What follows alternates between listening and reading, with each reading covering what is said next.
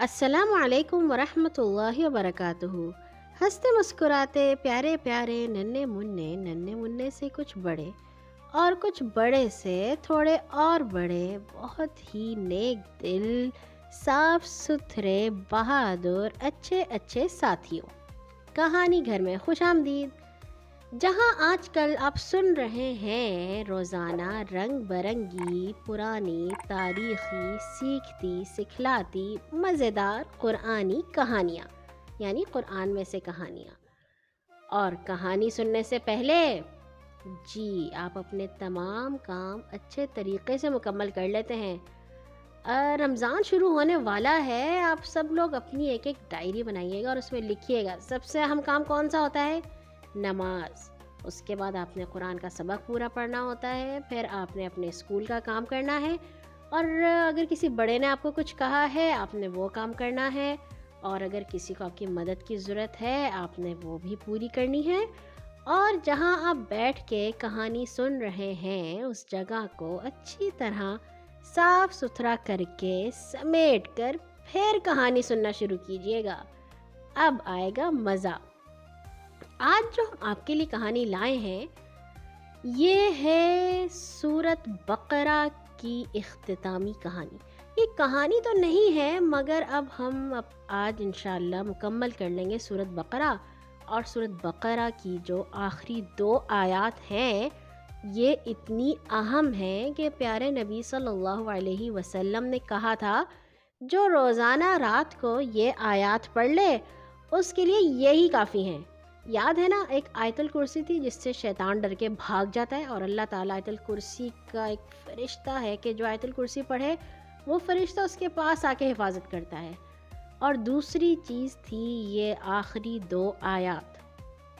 ان آخری 2 آیات کے بارے میں ہمیں پیارے نبی صلی اللہ علیہ وسلم نے کچھ باتیں بتائی ہیں۔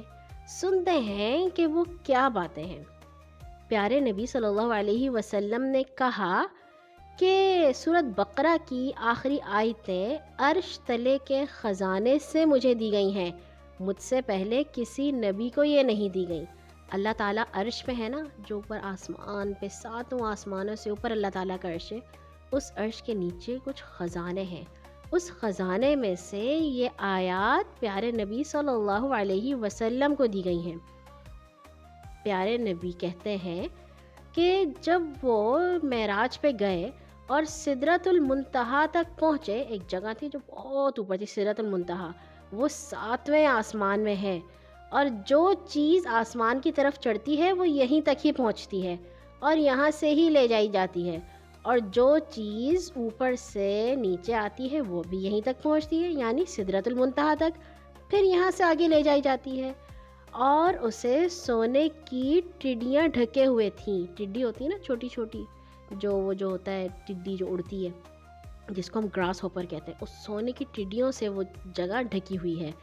نبی صلی اللہ علیہ وسلم کہتے ہیں کہ وہاں پہ انہیں 3 چیزیں دی گئیں: 5 وقت کی نمازیں، سورۃ بقرہ کی آخری 2 آیات، اور جو ایک اللہ پہ ایمان رکھتا ہے، جو توحید کو مانتا ہے، ان کے تمام گناہوں کی معافی۔ یہ 3 تحفے تھے جب پیارے نبی اللہ تعالیٰ سے ملنے گئے تھے تو اللہ تعالیٰ نے انہیں دیے تھے۔ اور پیارے نبی صلی اللہ علیہ وسلم کہتے تھے کہ سورۃ بقرہ کی ان دونوں آخری آیات کو پڑھتے رہا کرو کیونکہ یہ عرش کے نیچے کے خزانوں سے مجھے دی گئی ہیں۔ اور ایک دفعہ کیا ہوا کہ پیارے نبی صلی اللہ علیہ وسلم اپنے صحابہ کے ساتھ بیٹھے ہوئے تھے، اور وہاں پہ جبرائیل علیہ السلام بھی بیٹھے تھے، جو اللہ تعالیٰ کے فرشتے وہی لے کر آتے تھے نا۔ اچانک ایک بہت بڑے دھماکے کی آواز آئی اور آسمان کا دروازہ کھلا۔ دھماکے کی آواز تو سب نے سنی، لیکن آسمان کا دروازہ تو پھر پیارے نبی اور حضرت جبرائیل کو ہی نظر آیا ہوگا۔ اور وہ دروازہ کھلا جو آج تک نہیں کھلا تھا۔ اس میں سے ایک فرشتہ اترا اور اتر کر نبی صلی اللہ علیہ وسلم کو کہا کہ آپ کو بہت بہت مبارک ہو، آپ کے لیے ایک بہت بڑی خوشخبری ہے۔ پیارے نبی صلی اللہ علیہ وسلم نے پوچھا کون سی؟ انہوں نے کہا آپ کو 2 نور دیے گئے ہیں، 2 ایسی روشنیاں دی گئی ہیں جو پہلے کسی نبی کو نہیں دی گئیں، ایک سورۃ الفاتحہ اور ایک سورۃ بقرہ کی آخری آیات۔ جو انہیں پڑھے گا اس کے ایک ایک حرف پر اسے نور دیا جائے گا، یعنی کہ سورۃ بقرہ کی یہ آخری 2 آیات پیارے نبی کو ایک تحفے کے طور پر ملی، اور وہ تحفہ ہم تک بھی پہنچا۔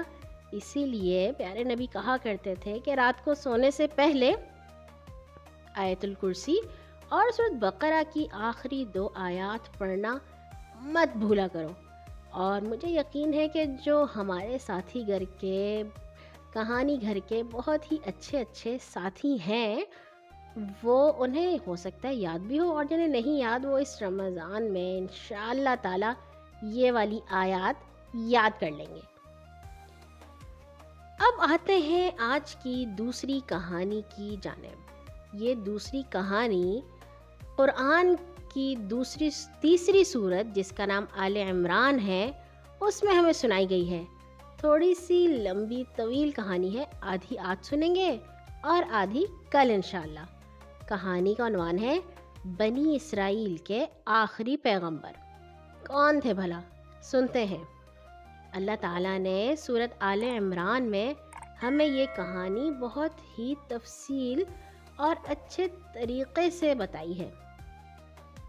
آج سے تقریباً 2000 سال پہلے فلسطین میں بنی اسرائیل کے ایک نیک آدمی عمران رہا کرتے تھے۔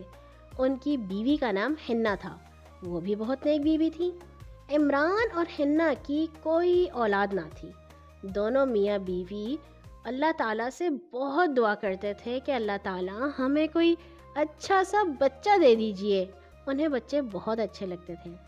آخر حنہ نے اللہ تعالیٰ سے کہا کہ اللہ تعالیٰ اگر آپ مجھے کوئی بچہ دیں گے نا تو جو آپ کا گھر ہے بیت المقدس، میں اس کی خدمت کے لیے اسے خاص کر دوں گی، میں بس کہوں گی کہ وہ وہیں کی خدمت کرے۔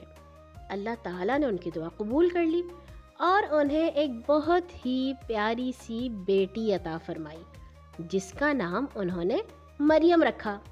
حنہ کا خیال تھا کہ ان کے ہاں تو بیٹا پیدا ہوگا۔ اب لڑکی پیدا ہونے پر وہ سوچنے لگیں کہ ایک لڑکی خدا کے گھر کی خدمت کیسے کر سکے گی، لیکن اللہ تعالیٰ نے ان کے دل میں یہ بات ڈال دی کہ اس بیٹی کو ہی بیت المقدس کی خدمت کے لیے خاص کر دو۔ اس وقت بیت المقدس میں جو بھی کام ہوتے تھے، لوگ نماز پڑھتے تھے، لوگ تہوار مناتے تھے، جو بھی مذہبی کام کرتے تھے، وہ سارا ذمہ تھا حضرت زکریا کا۔ اور حضرت زکریا علیہ السلام اللہ تعالیٰ کے نبی بھی تھے اور ننھی مریم کے خالو تھے، خالو جان۔ عمران اور حنہ نے اپنی پیاری بچی مریم کو بیت المقدس کی خدمت کے لیے حضرت زکریا علیہ السلام کے حوالے کر دیا۔ انہوں نے کہا یہ ہماری پیاری سی بیٹی کو آپ اپنے پاس رکھیے اور یہ بیت المقدس میں آپ کے ساتھ کام کروایا کرے گی۔ انہوں نے مریم علیہ السلام کو بہت ہی محبت سے پالا اور ان کی بہترین تربیت کی۔ جب وہ بڑی ہوئیں تو وہ بہت ہی اچھی نیک فرما بردار بیوی بنی۔ بی مریم علیہ السلام بیت المقدس کے قریب ہی ایک چھوٹے سے کمرے میں رہا کرتی تھیں اور دن رات اللہ تعالیٰ کی عبادت کرتی رہتی تھیں۔ حضرت زکریا کبھی کبھی ان کی خبر لینے کے لیے ان کے کمرے میں تشریف لے جاتے تھے۔ اب حیرانی کی بات سنیے، وہ جب بھی کمرے میں جاتے تو دیکھتے کہ بی مریم علیہ السلام تو اللہ تعالیٰ کی عبادت کر رہی ہیں اور ان کے پاس مزیدار کھانا رکھا ہے یا تازہ تازہ پھل موجود ہیں، اور پھل بھی ایسے جو بے موسمی ہوں، یعنی کہ سردیوں میں آم اور گرمیوں میں کینو اور مالٹے۔ ایک دن انہوں نے بھی مریم سے پوچھا کہ مریم، یہ کھانا اور پھل تمہارے پاس کہاں سے آتے ہیں؟ ہمیں تو نہیں گرمیوں میں مالٹے ملتے اور سردیوں میں آم بھی نہیں ملتے۔ حضرت مریم نے کہا اللہ تعالیٰ اپنے ہاں سے بھیج دیتا ہے، اللہ تعالیٰ جب جس کو چاہتے ہیں وہ رزق دے دیتے ہیں۔ اب حضرت زکریا سمجھ گئے کہ بی مریم علیہ السلام اللہ تعالیٰ کو بہت ہی پیاری ہیں، تبھی اللہ تعالیٰ خود انہیں کھانا بھی بیچتے ہیں اور ان کا خیال بھی رکھتے ہیں۔ اور جب حضرت مریم کی عمر 14 برس کی ہوئی تو ایک دن وہ اللہ تعالیٰ کی عبادت کر رہی تھیں کہ اچانک ان کے سامنے ایک آدمی آ گیا۔ وہ ڈر گئیں کیونکہ دروازے بھی بند تھے اور کھڑکی بھی بند تھی۔ وہ اچانک سے ان کے سامنے آ گیا تھا۔ انہوں نے کہا آپ کون ہیں اور آپ مجھے کوئی نقصان مت پہنچائیے گا۔ انہیں لگا شاید انہیں کوئی مارنے کے لیے آیا ہے یا ان سے کوئی چیزیں چھیننے کے لیے آیا ہے۔ اس آدمی نے کہا آپ ڈریے مت، میں اللہ تعالیٰ کی طرف سے بھیجا گیا فرشتہ ہوں، اور میں اس لیے آیا ہوں کہ مجھے اللہ تعالیٰ نے کہا ہے کہ میں آپ کو بتا دوں کہ اللہ تعالیٰ آپ کو ایک بہت ہی پیارا سا بیٹا دیں گے، اور وہ جو بیٹا ہوگا وہ اللہ تعالیٰ کے خاص بندوں میں سے ہوگا، اور ان کا نام ہوگا مسیح عیسیٰ ابن مریم۔ اب بی بی مریم تو بہت حیران ہوئی، کہنے لگیں کہ ابھی تو میری شادی بھی نہیں ہوئی، اور اگر میرا بیٹا ہوگا تو پھر اس کے تو کوئی ابا جان بھی نہیں ہوں گے۔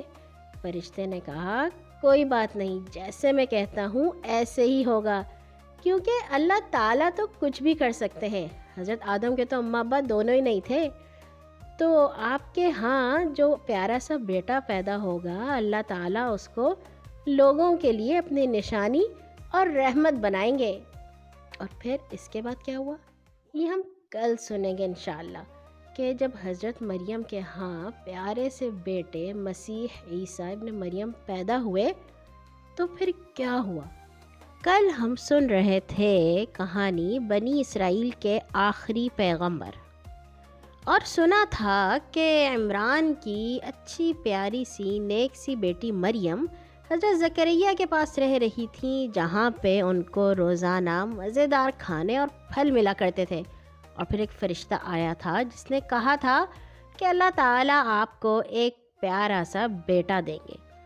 فرشتے کے جانے کے کچھ عرصے بعد اللہ تعالیٰ نے بی بی مریم کو کہا کہ بیت المقدس سے 5 میل کے فاصلے پر ایک کھجور کا درخت ہے، آپ وہاں چلی جائیں۔ حضرت مریم وہاں گئیں تو اللہ تعالیٰ نے ان کو ایک بیٹا دیا، یہ حضرت عیسیٰ تھے۔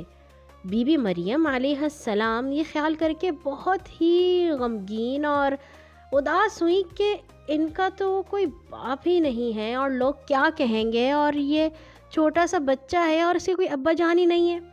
اتنے میں ایک فرشتے کی آواز آئی، اور فرشتے نے کہا اے مریم غمگین نہ ہو، اللہ نے آپ کے پاس پانی کا ایک چشمہ جاری کر دیا ہے، اور جس کھجور کے درخت کے نیچے آپ بیٹھی ہیں اس کی کھجوریں پکی ہوئی ہیں، اس کا تنا پکڑ کر ہلائیے تو کھجوریں جھڑ جائیں گی، میٹھی میٹھی کھجوریں کھائیے، چشمے کا پانی پیجیے، اور بچے کو دیکھ دیکھ کر خوش ہوئیے۔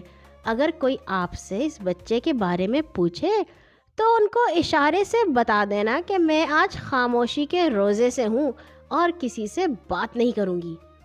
اچھے ساتھیوں، اس وقت لوگ چپ کا بھی روزہ رکھا کرتے تھے، جیسے ہم کھانے پینے کا روزہ رکھتے ہیں نا، لوگ چپ کا روزہ بھی رکھا کرتے تھے۔ جب شہر کے لوگوں کو پتہ چلا کہ بی بی مریم کے ہاں ایک بیٹا ہوا ہے تو لوگوں نے بہت باتیں کی۔ انہوں نے کہا کہ یہ کیسے ہوا آپ کا بیٹا؟ اب بی بی مریم نے ان کے جواب میں بچے کی طرف اشارہ کر دیا کہ جو کچھ پوچھنا ہے اس سے پوچھ لو۔ وہ ایک دوسرے کی طرف دیکھنے لگے، لو بھلا ہم چھوٹے دودھ پیتے بچے سے کیا پوچھیں؟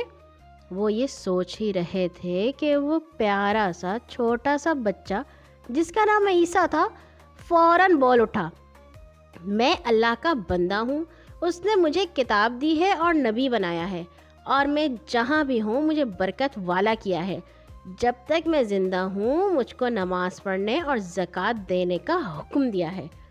دودھ پیتے بچے کو اس طرح کی باتیں کرتے دیکھ کر وہ بہت حیران ہوئے اور واپس چلے گئے۔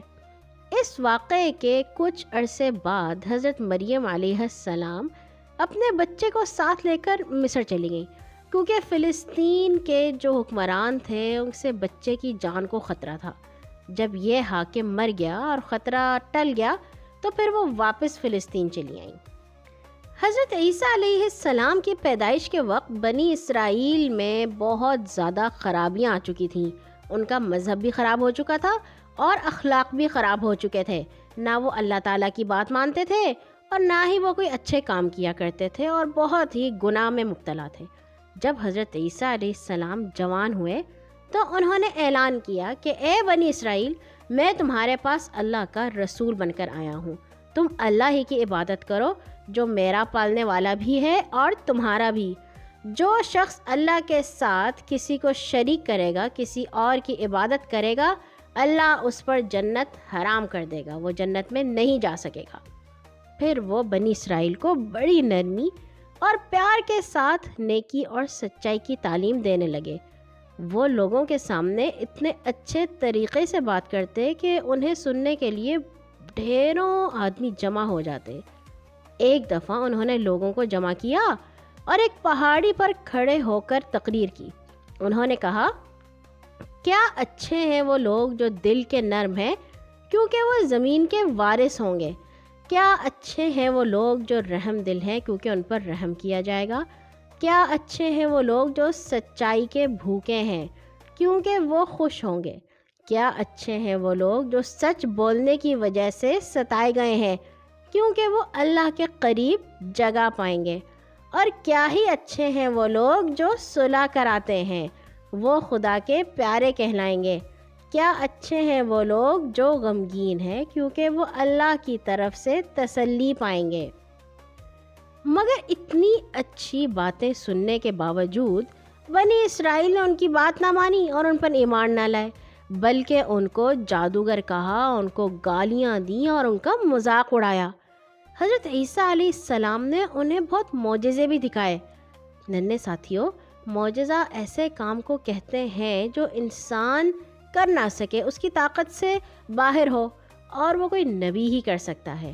حضرت عیسیٰ مٹی سے ایک مورت بناتے، پھر اس پر پھونک مارتے تو وہ سچ مچ کا پرندہ بن جاتی جو اڑنے لگتا. ان کے پاس پیدائشی اندھوں کو لایا جاتا، وہ ان کی آنکھوں پر ہاتھ پھیر دیتے تو اندھے دیکھنے لگ جاتے. اسی طرح کوڑیوں کے جسم پر ہاتھ پھیر دیتے، ایسی بیماری جس سے سارا جسم خراب ہو جاتا ہے، تو وہ بالکل تندرست ہو جاتے. وہ اللہ تعالیٰ کے حکم سے مردوں کو بھی زندہ کر دیا کرتے تھے. اور جو کچھ لوگ گھر سے کھا کر آتے یا گھر میں رکھ کر آتے، اللہ ان کو اس کی خبر دے دیتا اور وہ لوگوں کو بتا دیتے، آج آپ یہ کھا کے آئے ہیں نا، اور یہ چیز آپ کے باقی ہے گھر میں. یہ سارے معجزے دیکھ کر بھی ان کی قوم پر کوئی اثر نہ ہوا.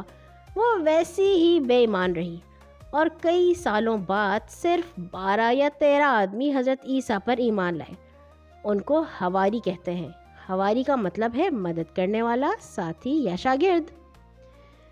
حضرت عیسیٰ ہر وقت لوگوں کو اللہ کے راستے کی طرف بلاتے رہتے.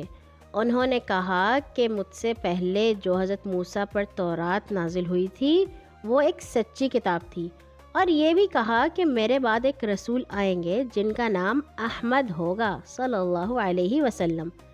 مگر ان ساری باتوں کا جواب حضرت عیسیٰ علیہ السلام کو یہ ملا کہ بنی اسرائیل جن کو یہودی کہا جاتا ہے ان کے جانی دشمن بن گئے. انہوں نے کہا، یہ کیسے ہمیں صحیح باتیں بتاتا ہے، ہمیں تو خود سب باتوں کا پتہ ہے.